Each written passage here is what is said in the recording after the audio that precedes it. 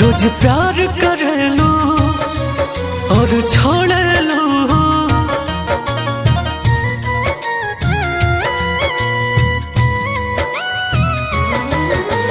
बात बात पर दिल तोड़ लो। रोज प्यार कर लो और छोड़ लो, जिंदा पानी ऊपर से अंदर से मन मर गइल बा। तुहर आदत बता बता हमरा से मन भर गइल बा। तुहर आदत बता बता हमरा से मन भर गइल बा।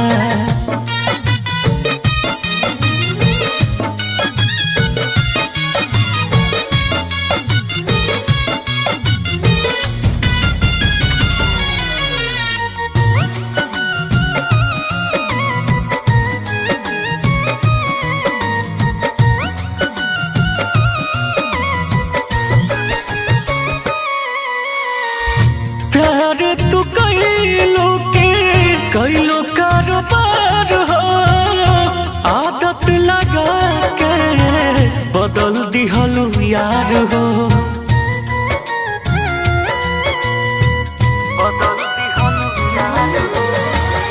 प्यार तू कैलो के कैलो कारोबार हो, आदत लगा के बदल दिहलू यार हो। कप जाला रूह रूह इतना दिल डर गइल बा।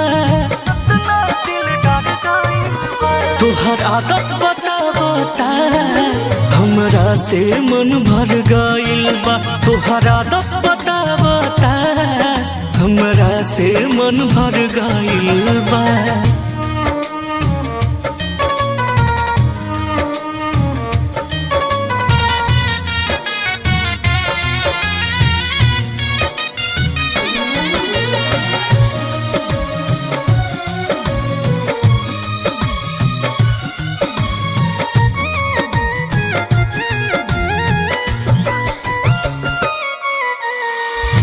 हक जता के हक छीनतारू, अपना बदन से के कीनतारू।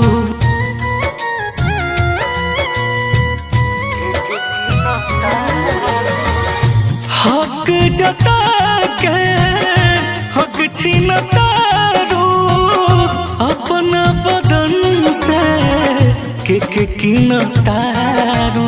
हाथ न लागल दिन के हो सपना सब जर गइल बा।